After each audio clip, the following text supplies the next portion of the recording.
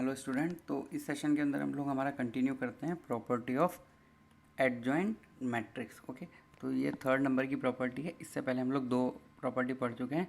दो प्रॉपर्टी में जो सबसे ज़्यादा इम्पोर्टेंट थी वो फर्स्ट वाली प्रॉपर्टी थी, जो मैं तुम्हें पहले भी बोल चुका हूँ इम्पोर्टेंट है। क्या?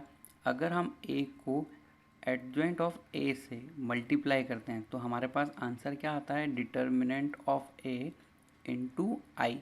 या तो ए को एडजॉइंट ऑफ ए के साथ करो या एडजॉइंट ऑफ ए को ए के साथ मल्टीप्लाई करो। तो देखो, हमें यहाँ पे क्या लेकर आना है? एडजॉइंट ऑफ है। तो अगर इसके अंदर हम ए की जगह, यहाँ ए की जगह अगर हम एडजॉइंट ऑफ ए रख देते हैं, या फिर ए की जगह एडजॉइंट ऑफ ए रखना थोड़ा ऐसा लगेगा तुम्हें कि ए और एडजॉइंट ऑफ ए सेम नहीं हो सकता। तो देखो, ये जो प्रॉपर्टी है बी के लिए हम लोग अप्लाई कर लेते हैं। जैसे कि सपोज करो, हम ये फर्स्ट प्रॉपर्टी, बस मैंने इतना लिखा है तुम्हें, हम ऐसा भी लिख सकते हैं कोई मैट्रिक्स बी और एडजॉइंट ऑफ बी। अगर हम दोनों को मल्टीप्लाई करते हैं तो हमारे पास आंसर क्या आएगा? Determinant of B into I, और आई का ऑर्डर वही होगा जो बी का है। ओके, अब हम यहाँ पे क्या कर रहे हैं? बी की जगह रिप्लेस करना चाहते हैं हम लोग एडजॉइंट ऑफ ए, ताकि हम लोगों की ये वाली टर्म एडजॉइंट ऑफ ए आ जाए, है ना। अब देखो, एडजॉइंट ऑफ ए निकालने के लिए बहुत मेहनत है। आपको 18 बार कोफैक्टर निकालने पड़ेंगे। एक बार एडजॉइंट निकालोगे तो 9 टाइम कोफैक्टर, दोबारा को फिर उसका एडजॉइंट निकालोगे तो फिर 9 टाइम, तो 18 कोफैक्टर निकालने के लिए बहुत मेहनत है।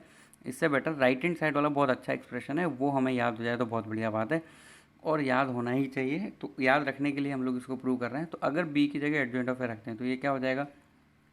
Adjoint of A into adjoint of A. Okay, तो ये तो हम लोगों को रखना है ऐसा का ऐसा, क्योंकि ये हम लोगों को लेफ्ट हैंड साइड में लाना है।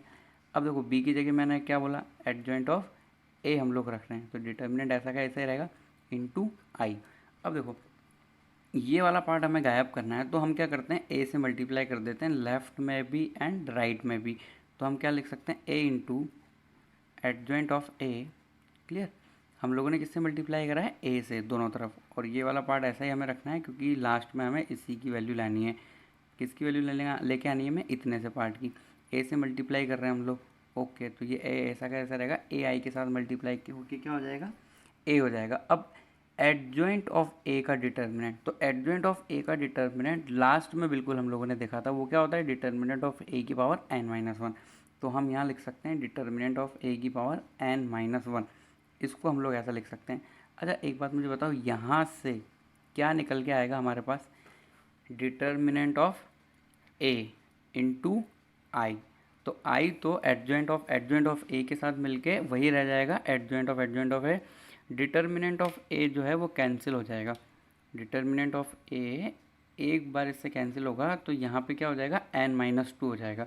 तो इस तरीके से हम लोग यहाँ पे लिख सकते हैं जो हमारा फाइनल रिजल्ट है, adjoint of A is equal to, हम लोग क्या लिख सकते हैं? डिटर्मिनेंट ऑफ ए की पावर n-2 इंटू जो ये ए बचा हुआ है यहाँ पे वैसा का वैसे ही। तो ये हम लोगों का प्रूव हो गया। तो देखो, एडजॉइंट ऑफ ए, तो दो बार एडजॉइंट निकालने की जरूरत नहीं है। आप बस मैट्रिक्स को किससे मल्टीप्लाई कर दीजिए? डिटर्मिनेंट की पावर n-2। अगर ऑर्डर n2 है तो बहुत ही ईजी है, मैट्रिक्स वही रहेगा, क्योंकि 2 - 2 0 हो जाएगा। तो अगर कोई मैट्रिक्स 2/2 की होती है तो उसका एडजॉइंट ऑफ ए निकालते हैं तो आप वापस से वही मैट्रिक्स आ जाती है। ओके, और अगर हमें 3/3 का एडजॉइंट ऑफ ए निकालना है तो n की जगह 3 रखेंगे, तो 3 - 2 कितना हो जाएगा? 1। तो हमें सिर्फ डिटर्मिनेंट को मैट्रिक्स से मल्टीप्लाई करना है। जिस मैट्रिक्स का हमें एडजॉइंट ऑफ ए निकालना है उसका डिटर्मिनेंट निकाल के आप मैट्रिक्स से मल्टीप्लाई कर दो, तो 2 बार एडजॉइंट हो जाएगा। ओके, तो नेक्स्ट प्रॉपर्टी है, अभी इससे पहले जो हम लोगों ने पढ़ा उसका यहाँ पे क्या निकालना है हम लोगों को? डिटर्मिनेंट। तो इससे पहले हम लोगों ने एडजॉइंट ऑफ ए देखा, अब हम उसका डिटर्मिनेंट देखना चाहते हैं। तो लास्ट जो हमने रिजल्ट निकाल के लाए हैं तो उसको लिख देते हैं और उसका दोनों तरफ एडजॉइंट ले लेते हैं, डिटर्मिनेंट। तो एडजॉइंट ऑफ ए, अभी अभी हम लोगों ने लास्ट थर्ड नंबर की थ्योरम देखी है, उसके अकॉर्डिंग हम यहाँ पे क्या लिख सकते हैं? थर्ड वाली प्रॉपर्टी के अकॉर्डिंग। देखो, याद रखना है हम लोगों को क्या हो जाएगा? Adjoint of A is equal to determinant of A की power n-2, determinant of A की पावर n-2 इंटू ए। अब दोनों तरफ डिटर्मिनेंट ले लिया जाए, तो अगर दोनों तरफ डिटर्मिनेंट ले लेंगे हम लोग तो इस तरह का हम लोगों को कुछ दिखेगा, है ना। ये हम लोगों ने डिटर्मिनेंट ले लिया, ओके। अब यहाँ पे लेफ्ट में तो हमें कुछ करना ही नहीं है, डिटर्मिनेंट ऑफ एडजॉइंट ऑफ ए ही रखना है क्योंकि हमें इसी की वैल्यू चाहिए, ओके। अब राइट हैंड साइड में हम वही प्रॉपर्टी लगाएंगे के ए। अगर ऐसा कुछ होता है, ए मैट्रिक्स होता है और ए का ऑर्डर एन है, तो हम क्या लिखते हैं इसको, के की power N determinant of A. तो जब ये इतनी सी जो वैल्यू है ये डिटर्मिनेंट के बाहर आएगी, तो ए का ऑर्डर अगर एन है तो ये कैसे बाहर आएगा, डिटर्मिनेंट ऑफ ए की पावर एन माइनस टू तो ऑलरेडी है, तो इसको और क्या पावर मिल जाएगी, एन, और ये डिटर्मिनेंट ऑफ ए ऐसे कैसे यहाँ पे रहेगा, ओके। तो अब हम एन को मल्टीप्लाई कर देते हैं, तो क्या हो जाएगा, ये डिटर्मिनेंट की power N square minus two N, और एक डिटर्मिनेंट है तो इसका मतलब पावर में प्लस वन हो जाएगा। तो ये कैसा हो जाएगा, डिटर्मिनेंट ऑफ ए की power N square minus two N plus one. इससे हमारा बन जाएगा ये डिटर्मिनेंट की पावर एन माइनस वन का होल स्क्वायर, ओके।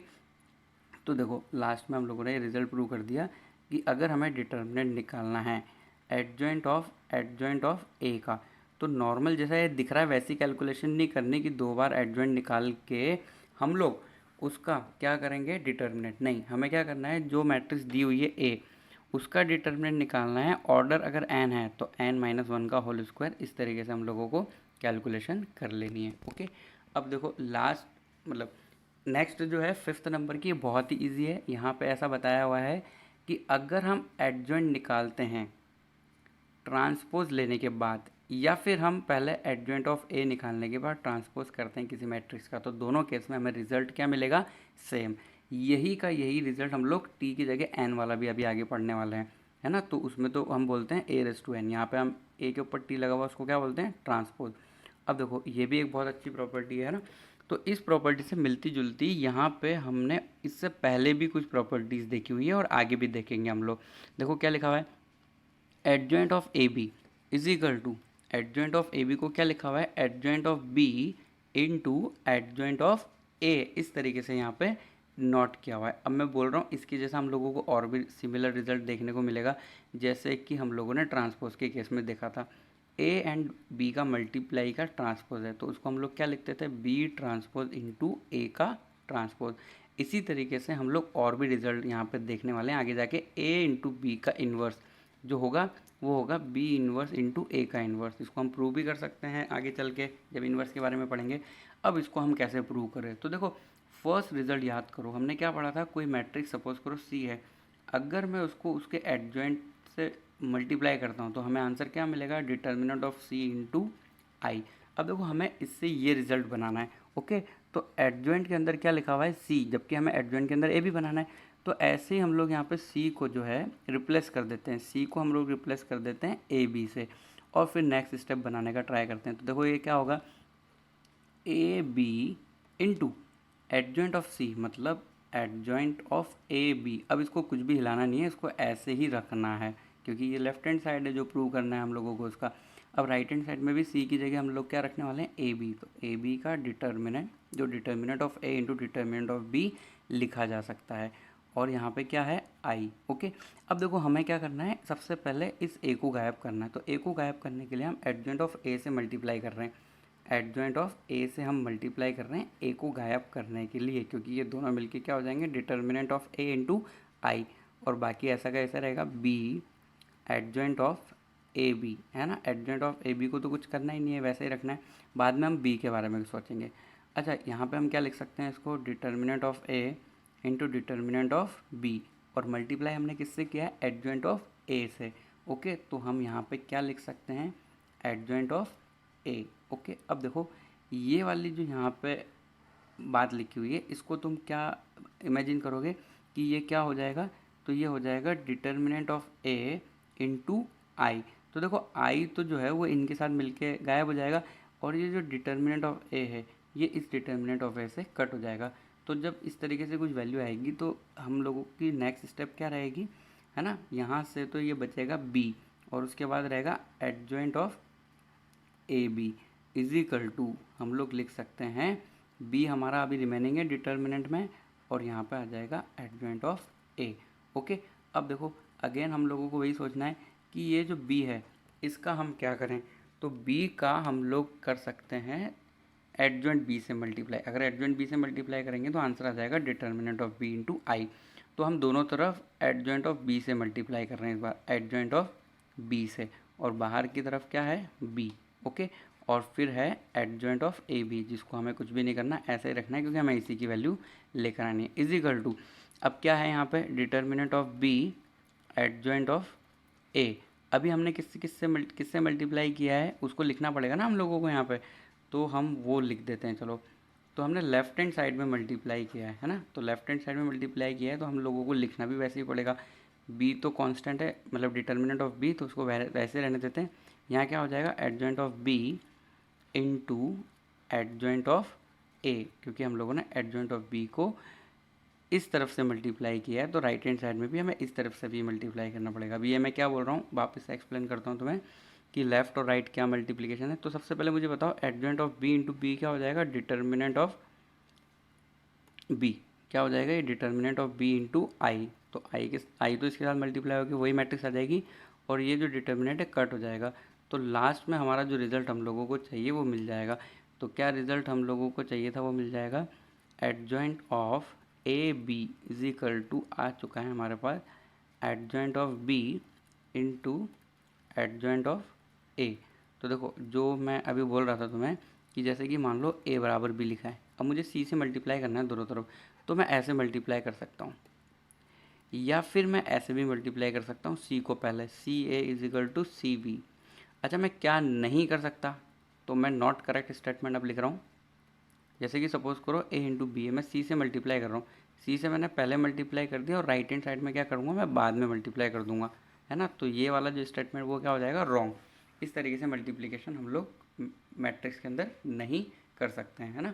तो ट्राई करना ये सारी प्रॉपर्टी याद रहे क्योंकि इनसे रिलेटेड जेई में क्वेश्चन आते हैं।